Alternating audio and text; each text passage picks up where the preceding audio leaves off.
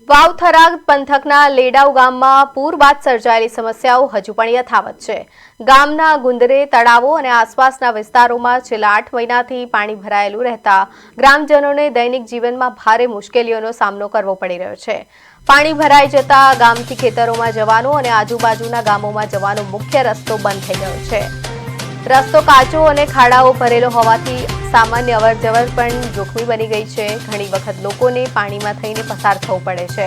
સ્થાનિક લોકો જણાવે છે કે ઘાસચારો લાવવો હોય, ખેતરમાં જવું હોય કે કોઈ તાત્કાલિક કામ માટે બહાર જવું હોય ત્યારે તકલીફ પડે છે। સરકાર તરફથી સહાય ન મળતા ગ્રામજનો પોતે ફાળો ઉઘરાવીને ટ્રોલીઓ ઠાલવીને રસ્તો બનાવવાનો પ્રયાસ હાથ ધર્યો હતો, જેમાં લાખો રૂપિયાનો ખર્ચ પણ થયો છે। ગ્રામજનોનો આક્ષેપ છે કે અનેક વખત તંત્રને રજૂઆત કરવામાં આવી છે અને અધિકારીઓ સ્થળ પર આવ્યા હોવાના દાવા પણ છે, છતાં પાણીના નિકાલ માટે કોઈ પણ કાયમી ઉકેલ લાવવામાં આવ્યો નથી। હવે ફરી ચોમાસું નજીક આવતા ગ્રામજનોમાં ચિંતા વધી રહી છે।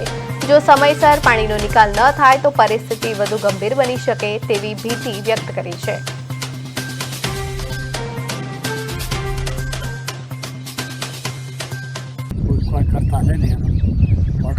तैयार थाय ने कि मैंने वोट आलो हमारो कोई निकाल कर देता है। કેટલા મહિનાથી પાણી પડ્યું છે? 8 મહિના છે। તો અત્યારે તમે આવો તો કઈ રીતે આવો છો? મોજ પાણી મેડમ। તો શું અત્યારે શું આ ચૂંટણીઓ આવે છે તો શું સરકારના કોઈ પાણી બાબતે કોઈ કહે છે કે નથી કહેતું? તમે કોઈ રજૂઆત કરી?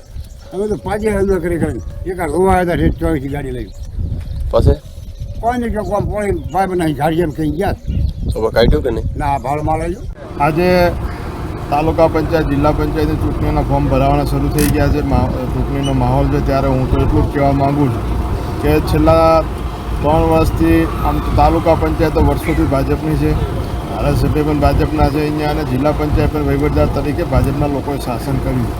ત્યારે આ વિસ્તારમાં જ્યારે પૂર આવ્યું, આજે પણ પૂર આવ્યાને 8-9 મહિના થઈ ગયા, તેમ છતાં અહીંયાનો લેડાઉ ગામ આજે પણ સંપર્ક વિહોણ। જે પૂર આવ્યું એ વખતનું હજુ લગભગ 7 થી 8 મહિના થયા આવ્યા તો હજુ પાણીનો કોઈ નિકાલ આ સરકાર અને આ તંત્ર દ્વારા કોઈ કરવામાં આવ્યો નથી। ખરેખર અત્યારે એમની જે સ્થાનિક સ્વરાજની જે ચૂંટણીઓ આવી રહી છે એની અંદર ભાજપના આગેવાનો ગામડે ગામડે જઈ અને જે ખાટલા બેઠકો કરે છે અને પ્રચાર કરે છે, એટલે આ વખતે હું થરાદની જનતાને એ જ કહેવા માગું છું, આ ભાજપને અહીંથી ભગાડો અને તમારો પરફેક્ટ ઉમેદવાર જનતાનો અવાજ ઉપાડી અને તંત્ર સુધી પહોંચાડે એવા ઉમેદવારને મત આપી અને વિજય બનાવો। ગુંદરે તળાવમાં બધે પાણી પરચક પડેલું છે, સરકાર કોઈ ધ્યાન આપતું નથી અને જ્યારે આવી ચૂંટણીઓ કે એવું આવતું હોય છે ત્યારે રાજકારણીયાઓ પક્ષવાળાઓ એ બધા ખોટા વાયદા આપે છે અને જ્યારે ચૂંટણીઓ પતી જાય એટલે પછી કોઈ પડદાનું ધ્યાન રાખતું નથી। એટલે આ સરકાર બિલકુલ આ તબક્કે નિષ્ફળ છે અને અમારા લેડાઉ ગામને ભયંકર પરિસ્થિતિમાં અત્યારે જીવન ગુજારવું પડેલ છે। અને તમે દેખો ને તો અત્યારે કોઈ હેડવાની હાલત નથી હોય કને અત્યારે માથામાં પાણી પડ્યું છે, બરાબર? એટલે આનું કોક કરો, આનું નિરાકરણ લાવો। 8 મહિના થઈ ગયા છે, અમારે અત્યારે આટલું તમને દોહવાળા ધોણી કરે છે, અમારે તપાસ કરે છે, 2-3 વખતથી તો ઇન્ટરવ્યૂ લેવા અમારો આવ્યા છે, આવીને આવી રીતે ફોનમાં બોલાવે છે, પણ અમારો કોઈ હાલે ભાળ લેતા નથી। આજ દાડા સુધી કોઈ હાલે ભાળે અમારે કોઈ લેતું નથી। આ હોય કને છે દુનિયા કને ટોલા રસ્તો બનાવ્યો છે, બરાબર? એ રસ્તો કઈ રીતે બનાવ્યો? એ રસ્તો બનાવ્યો છે તો ગામ લોકોએ ફાળો કરીને આવ્યો છે।